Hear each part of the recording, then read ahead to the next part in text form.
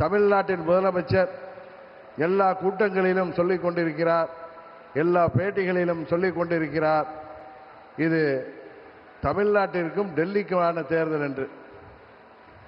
அவருக்கு இந்த நேரத்திலே ஒரு விளக்கத்தை சொல்லிக்கொள்ள நாங்கள் விரும்பப்படுகின்றோம். மாண்புமிகு பிரதமர் அவர்கள் டெல்லியில் இருந்துதான் ஆட்சி செய்ய முடியும், சென்னையிலிருந்து ஆட்சி செய்ய முடியாது என்பது முதல்வருக்கு தெரியாதா அல்லது பயத்தில் பேசுகிறாரா என்று தெரியவில்லை. ஆனால் இந்த நேரத்தில் ஒன்றை மாத்திரம் சொல்லிக் கொள்கின்றேன். மாண்புமிகு பிரதமர் அவர்கள் டெல்லியிலிருந்து ஆட்சி செய்தாலும் அவர் குஜராத்தை சேர்ந்தவர். குஜராத் என்பது தமிழ்நாட்டோடு பல ஆயிரம் ஆண்டுகளுக்கு முன்பே தொடர்புடைய ஒரு பிரதேசம். இன்னும் சொல்ல போனால் சங்க காலத்தில், இரண்டாம் சங்க காலத்திற்கு முன்பே 5000 ஆண்டுகளுக்கு முன்பே குஜராத்தில் நமது வேளிர்கள் ஆட்சி, திராவிட குஜராத்தாக திராவிடர் ஆட்சி நடைபெற்ற பகுதி. அந்த பகுதியில் துவாரகா என்கிற பட்டினம் எல்லோருக்கும் தெரியும்.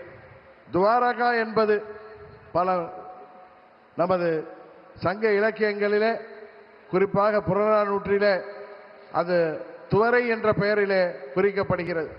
அந்த துவரையை அன்றைக்கு வேளிர், தமிழ் பேசும் வேளிர்கள், திராவிடர்கள் ஆட்சி செய்தார்கள். அங்கிருந்து அவர்கள் 1500 ஆண்டுகளுக்கு பிறகு தமிழ்நாட்டிலே வந்து வேளிர் மன்னர்களாக ஆட்சி செய்தார்கள். நாம் எல்லாம் பெரிதும் போற்றுகின்ற பாரி வள்ளல், வேல் பாரி என்று அழைக்கப்படுகிறாரே, அவர் வேளிர் அம்சம்தான். அதுபோல தகட்டூரை தலைநகராக கொண்டு ஆட்சி செய்த அதிகமானவர்களும் வேளிர் வம்சம்தான். அந்த வேளிர்கள் அன்றைக்கு 5000 ஆண்டுகளுக்கு முன்பே அங்கே குஜராத்திலே துவாரகா பகுதியிலே ஆட்சி செய்தவர்கள். அந்த பகுதியிலிருந்து நமது பாரத பிரதமர் அவர்கள் இன்றைக்கு தமிழ்நாட்டிற்கு வந்திருக்கிறார். அதுவும் சொல்ல போனால் இரண்டாவது தமிழ் சங்கம் அன்றைக்கு கபாடபுரத்திலே நடந்ததாக நக்கீரர் போன்ற பல்வேறு புலவர்கள் தங்கள் உரையிலே சொல்லியிருக்கின்றார்கள். பல்வேறு புத்தகங்களிலே, பல்வேறு காப்பியங்களிலே அது குறிப்பிடப்பட்டிருக்கின்றது.